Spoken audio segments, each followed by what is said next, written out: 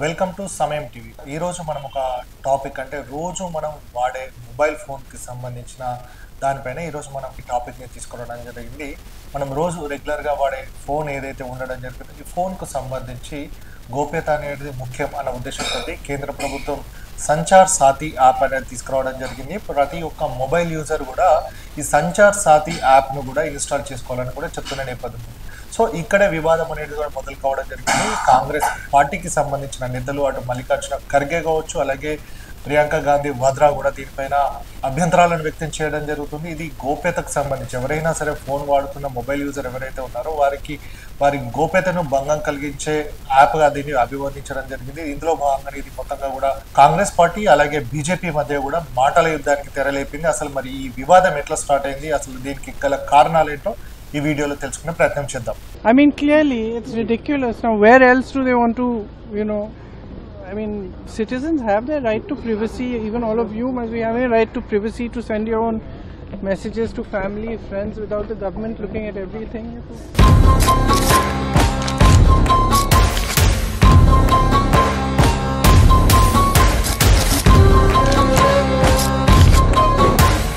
అసలు ఈ సంచార్ సాథీ యాప్ అనేది ఎందుకోసం తీసుకొచ్చింది అని అంటే దీన్ని తయారు చేసింది మాత్రం కేంద్ర ప్రభుత్వానికి సంబంధించిన department of telecommunication Sanchar Saathi యాప్ను తీసుకురావడం జరిగింది. దీనికి సంబంధించి చూసుకున్నట్టయితే మనకు రెగ్యులర్గా వచ్చే ఫోన్ కాల్స్ ఏదైతే థ్రెటనింగ్ కాల్స్ కావచ్చు, ఫ్రాడ్ కాల్స్ కావచ్చు, మిగతా ఫోన్ చోరీ అనేది జరుగుతుంది. ఐఎంఈఐ నంబర్ ద్వారా కూడా ఫోన్ ట్రాక్ చేసే విధంగా ఉండేందుకు ఈ సంచార్ సాథీ యాప్ అనేది కూడా ఉపయోగపడుతుందని కూడా కేంద్ర ప్రభుత్వం చెప్తున్న నేపథ్యం ఉంది. సో ఇప్పటికే చాలామంది ఎవరైతే మొబైల్ యూజర్స్ ఉన్నారో వారందరికీ కూడా సంచార్ సాథీ యాప్కి సంబంధించి ఐఓఎస్ కావచ్చు, ఆండ్రాయిడ్ కావచ్చు, ఐఫోన్ ఇవన్నిటికి ఏదైతే యూజర్స్ ఉన్నారో వారందరికీ కూడా ఈ యాప్ను ఇన్స్టాల్ చేసుకోండి అనే ఇన్ఫర్మేషన్ కూడా వాళ్ళకు మెసేజ్ రూపంలో రావడం జరుగుతుంది. ప్రతి ఒక్క మొబైల్ యూజర్ కూడా ఇప్పటికే రావడం జరిగింది.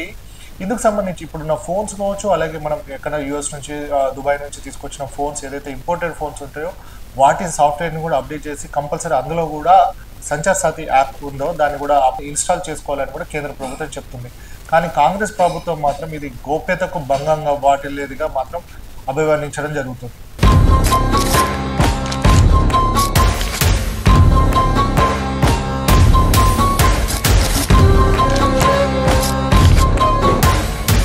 కాంగ్రెస్ పార్టీ మరి ఎందుకు వ్యతిరేకిస్తుంది అని అంటే కాంగ్రెస్ దీన్ని స్నూపింగ్ యాప్ అని కూడా చెప్తున్న నేపథ్యం ఉంది. కేంద్ర ప్రభుత్వం మొబైల్ యూజర్స్ ఎవరైతే ఉండడం జరిగిందో వారి ప్రతి డేటాను కూడా ఆటోమేటిక్గా తీసుకుంటుంది అని కూడా చెప్తున్న నేపథ్యం ఉంది.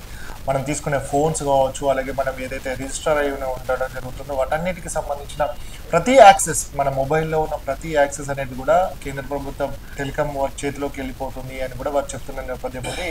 ఇందులో భాగంగా ప్రతి యూజర్కి సంబంధించిన గోప్యతకు భంగం కలిగించేదిగా ఇప్పటికే కాంగ్రెస్ పార్టీ అధ్యక్షుడు మల్లికార్జున ఖర్గే అలాగే ప్రియాంక గాంధీ వాద్రా కూడా చెప్తున్న నేపథ్యం ఉంది.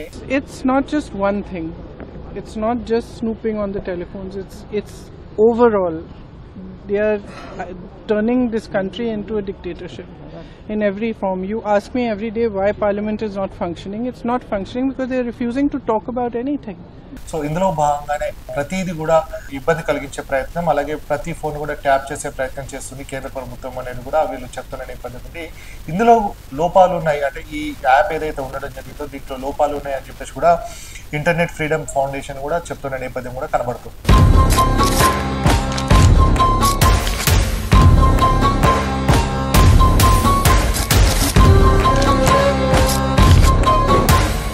కాంగ్రెస్ పార్టీ చేస్తున్న అభ్యంతరాలు ఏవైతే ఉండడం జరిగిందో, విమర్శలు ఏవైతే ఉన్నాయో వాటన్నిటి కూడా కేంద్ర ప్రభుత్వం తిప్పికొట్టడం జరుగుతుంది. ఇందుకు సంబంధించి టెలికమ్యూనికేషన్ మంత్రి జ్యోతిరాదిత్య సింధియా కూడా దీనిపైన వివరణ ఇవ్వడం జరిగింది. ఇది కంపల్సరీ యాప్ అనేది కాదు, ప్రతి ఒక్కరు కూడా ఇన్స్టాల్ చేసుకోవాలి అని కూడా మేము చెప్పడం లేదు. ఎవరైతే ఫ్రాడ్ కాల్స్ కావచ్చు, డిజిటల్ అరెస్ట్ అనేది ఎవరైతే చేయడం జరుగుతుందో ఫ్రాడ్ మెసేజ్ రావడం జరుగుతుందో వీటన్నిటి కూడా స్క్రీన్ షాట్ తీసి సంచార్ సాథీ యాప్లో అది చేస్తే దానికి సంబంధించిన ఈఎంఐ నెంబర్ కావచ్చు దానివల్ల వాళ్ళని కనుగొనే ప్రయత్నం ఉంటుంది.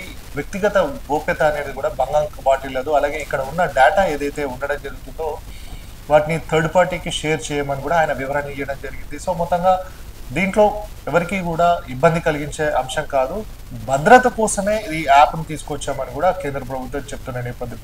సో మొత్తంగా ఏది ఏమైనప్పటికీ కూడా ఒక పక్క కాంగ్రెస్ ప్రభుత్వం ఏమో ఇది స్నూపింగ్ యాప్ అని, అలాగే మన ప్రతి ఒక్క భారతీయుడు ఎవరైతే ఉన్నారో ప్రతి ఒక్క మొబైల్ యూజర్ ఉన్నారో వారి గోప్యతకు భంగం కలిగించేది, వాళ్ళ దగ్గర ఉన్న ఇన్ఫర్మేషన్ లాగడం కోసం, వారి ఫోన్ ట్యాప్ చేయడం కోసమే ఈ యాప్ను తీసుకొచ్చారని కూడా కాంగ్రెస్ పార్టీ చెప్తున్న నేపథ్యంలో. కానీ కేంద్ర ప్రభుత్వం అయితే మాత్రం ప్రజల శ్రేయస్సు కోసం, ప్రజలను భద్రత నుంచి వాళ్ళను ఫ్రాడ్ కాల్స్ కావచ్చు, ఏవైతే ఇబ్బందికరించే అంశాలు ఏవైతే ఉన్నాయో, ఫ్రాడ్ మెసేజెస్ లాంటివి ఉన్నాయో వాటి నుంచి వాళ్ళని బయటపడేసేందుకే ఈ సంచార్ సాథి యాప్ను తీసుకొచ్చామని కూడా కేంద్ర ప్రభుత్వం చెప్తుంది. సో ఏది ఏమైనప్పటికీ కూడా మరి సంచార్ సాథి యాప్ను తీసుకురావడం ఒక పక్క మంచి అని ఒకరు, ఇంకొకరేమో వ్యక్తిగత గోప్యతకు చేయడం కూడా చెప్తున్న నేపథ్యం. సో మరి మీరేమనుకుంటారు, దీని సంచార్ సాథ్ యాప్ అనేది కూడా మంచి కోసం ఉందా, లేకపోతే మనకి ఇబ్బంది కలిగించే అంశమా? Please comment.